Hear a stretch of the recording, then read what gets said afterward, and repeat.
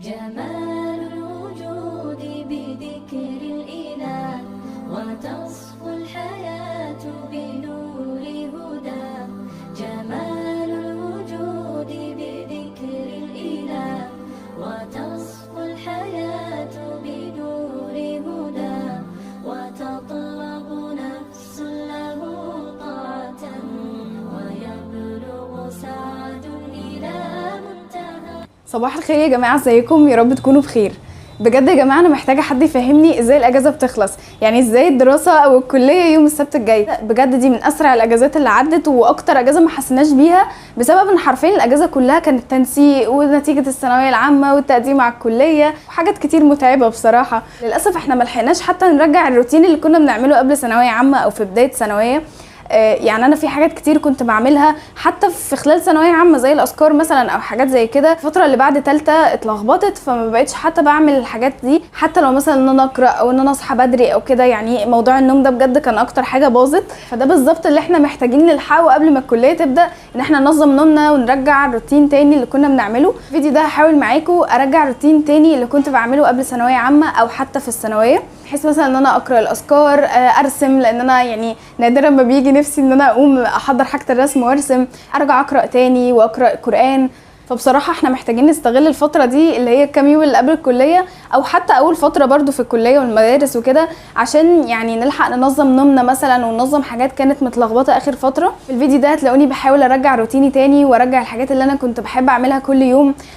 ممكن منها حاجات بسيطه زي ان انا اطلع للزرع، لان انا طول ثالثه تقريبا ما كنتش بطلع اسقي الزرع ولا رشه، فشكل الزرع لوحده بيكون شكله حلو، ان هو بيفتح النفس. ان انا اطلع اصور السماء والزرع دي بجد كانت حاجه لطيفه. ففي حاجات بسيطه كده اللي هو هحاول ارجعها تاني. بس اتمنى ان انتوا تستمتعوا بالفيديو، وشاركوني تحت في التعليقات الحاجات اللي انتوا حابين تعملوها قبل ما الكليه تبدا او قبل ما المدارس تبدا. انا بالنسبه لي حابه اخلص الروايه اللي بقراها دلوقتي واسمع كام محاضره من كورسز امريكان انجلش، واخلص سلسله السيره النبويه. انا فاضلي فيها تقريبا حلقتين، وبجد انا زعلانه انها بتخلص، يعني بجد سلسله جميله قوي. واعتقد برضو ان انا ارسم واشتري بقيه الحاجات اللي محتاجاها للكليه، واصور لكم فيديوهات طبعا الحاجات اللي اشتريتها وحاجات تبع الكليه وكده، فانتظروني. بس كده ان شاء الله تستمتعوا بالفيديو، ولو انتم مهتمين تابعوا الفيديو لاخره. صحيت في اليوم ده على الساعه 11 تقريبا، وكان نفسي اصحى بدري عن كده بس ما قدرتش، والسما كان شكلها حلو بصراحه.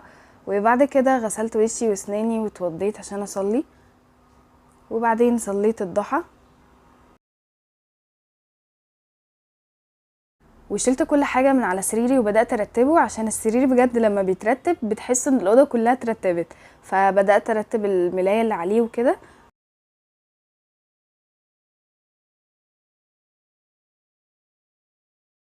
وطلعت للزرع عشان اسقيه وارشه. فاول حاجه سقيته، وبجد يا جماعه لما بطلع للزرع بكون مبسوطه، بحس ان انا كده يعني بعتني بيه عشان يكبر، وفي نفس الوقت شكله بيكون حلو لما برش الورق مثلا.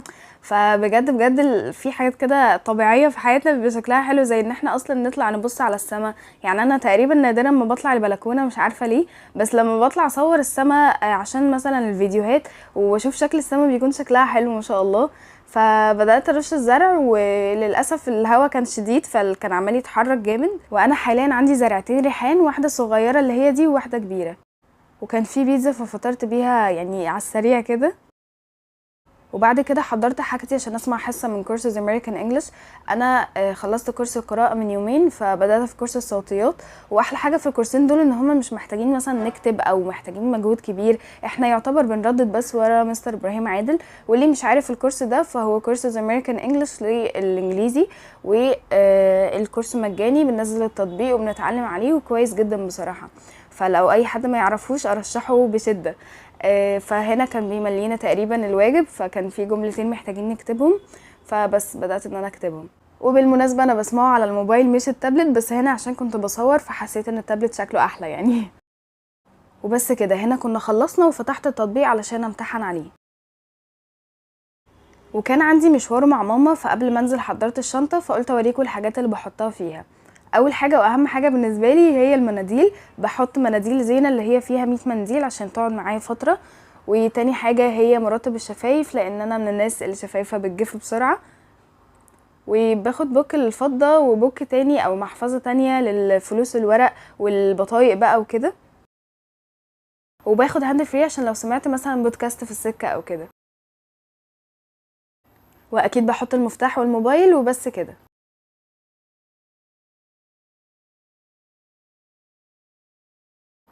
وبعد كده حضرت لبسي ولبست بسرعه قبل ما النور يقطع، وبعدين حطيت صن بلوك ونزلنا. وانا في السكه بسمع حلقه من سلسله بودكاست السيره. بجد يا جماعه هو بجد جميل قوي قوي، واي حد مش بيسمعه بجد فايته كتير، ويا بخت اللي لسه بيبداوا حرفيا. طيب يا جماعه انا لسه راجعه من شويه وجبت شويه حاجات كده كنت محتاجاها. اول حاجه بحتاجها كتير قوي وكل ما اروح فتح الله او كارفور بجيبها، اللي هي مناديل دي، بيكونوا 5 مع بعض وبيكون عليهم عرض يعني، بس هو بصراحه هو سعرهم غلط ضعف. يعني انا زمان كنت بجيبها ب15، دلوقتي جايبها ب30، بس بصراحه تستاهل لان كل علبه فيهم فيها 100 منديل، ولاني بني ادمه بتسيح في الصيف فببقى محتاجه مناديل كتير، فكل ما بيخلصوا من عندي بجيبها يعني، او كل ما يقربوا يخلصوا فجبتها دلوقتي. وبما اني حد بيحب قوي الروايح اللي ريحتها حلوه، سواء برفانات، بادي سبلاش، مخمريات او معطر، اي حاجه ريحتها حلوه، فجبت المعطر ده. بصراحه انا اول مره اجربه، يعني انا مش حاسه ان هو شركه معروفه قوي. انا جبته على اساس ان هو لافندر، وعشان انا بحب اللون البنفسجي واكتشفت ان هو مش لافندر، وريحته بصراحه مش احلى حاجه قوي، يعني حاسه ان هو عادي، بس قشطه يعني ديني جربته. بما ان عيد ميلادي كان من يومين فما جبتش صحابي وعلقت زينه والحاجات دي عشان اليوم ما كانش مناسب معانا، فان شاء الله هيجوا لي بكره وكده، فجبت زينه عشان نعلقها. اول حاجه جبت ستاره الزينه دي، فانا اول مره استخدمها فحاسه ان هي هتبقى شكلها حلو. بصوا انا بحب اللون البنفسجي، وسبحان الله انا كنت مقرره اجيب الوان تانية عشان عيد ميلادي اللي فات عملت البلالين بنفسجي، فقررت عيد ميلادي ده اغير، وسبحان الله هي البلالين الحلوه اللي لقيتها كانت اللون اللي انا عايزاه، فجبت ستاره الزينه دي وجبت رقم 18 ده. انا كنت عايزه اجيب اللي هي الكبيره اللي هي بتتمسك في الايد، فللاسف ما كانش موجود ودورت عليها ما لقيتهاش، فجبت دي اللي بتتحط على التورته وممكن ابقى امسكها وخلاص يعني. وجبت بلالين بنفسجي وابيض عشان يكون شكلها حلو، طبعا انا جايبه شويه من كل واحده يعني، وقبل كده كنا جايبين دول وما استخدمناهمش، فبرضه هحطهم على التورته واستخدمهم يعني. فبس انا كنت نازله مع ماما ويعتبر دي الحاجات اللي جبتها لنفسي، اخد شاور وارتاح شويه وبعد كده نشوف هنعمل ايه في بقيه اليوم. وبعد ما ارتحت شويه قعدت قرات اذكار المساء، وبالمناسبه اذكار الصباح كنت قراتها بعد الفجر فعشان كده ما صورتهاش، وبستخدم للاذكار تطبيق اذكار المسلم، واتعودت بصراحه على الترتيب فيه. وبعد شويه جبت حاجه الرسم عشان كنت حابه ارسم، فجبت السكتش وشويه الوان ممكن احتاجها، وكان عندي فاصلين كتب كنت عاملاهم وما كنتش زينتهم، فقررت ان انا ازينهم النهارده وهديهم لصاحبتي عشان هي بتحب اللون ده. اول حاجه كنت عايزه ارسم تفاصيل الفراشه من جوه، وعشان الالوان دي الوان مائيه فلما جيت احدد عليها بقلم جاف او اي قلم اسود تقريبا عندي ما نفعش، كنت بحاول اعمل للاسف ما كانش راضي، حتى القلم ده ما نفعش، فقعدت اجرب كذا حاجه يعني لحد ما قررت في الاخر ان انا اعملها بالوان يعني مائيه. بس هنا كنت اللي هو حاولت شويه فعملت التفاصيل دي شويه، وجبت الالوان دي. انا مش عارفه هي الوان بتاعه الحيطه ولا الوان ايه بالظبط، بس هي بصراحه مفيده قوي يعني، اللون الاسود فيها فادني في حاجات كتير، فحطيت شويه وبدات ان انا الون الاجزاء بتاعه الفراشه اللي هتتلون بالاسود. وعباد الرحمن الذين يمشون على الأرض هونا وإذا خاطبهم الجاهلون قالوا سلاما والذين يبيتون لربهم سجدا وقياما والذين يقولون ربنا اصرف عنا عذاب جهنم إن عذابها كان غراما إنها ساءت مستقرا ومقاما. وبعد ما لونت الجزئين ده كان شكلها وبجد كنت مبسوطه بيها قوي. كان ناقص حاجه واحده ان انا احط نقط بيضه على الاجزاء السوداء اللي فوق دي، فاستخدمت قلم جل وبرده ما كانش عارف يحط النقط قوي علشان الالوان المائيه، فحطيت يعني اللي اقدر عليه وما نفعش قوي، فجيت احط بالكوريكتور كان كويس، بس مش عارفه ليه ما كملتش بيه، يعني حسيته مش بيعمل دواير، حسيته بيعمل نقط غريبه كده، فعملت شويه وقررت الجا لحل تاني هي الوان الاكريليك البيضه اللي عندي، فاستخدمتها مع الفرشه وحطيت نقط انا وبس. ده كان شكل الفراشه في الاخر، وبجد كان شكلها كيوت قوي. وكان في فراشة كنت عاملاها قبل كده ليا بس كان شكل مختلف، فده كان شكلها وده شكل اللي انا عملتها دلوقتي. الفاصل التاني كان بسيط قوي، كنت عايزه اعمل بس حاجه سريعه، فشفت رسمه رسمتها بالرصاص وبدات ان انا احدد عليها.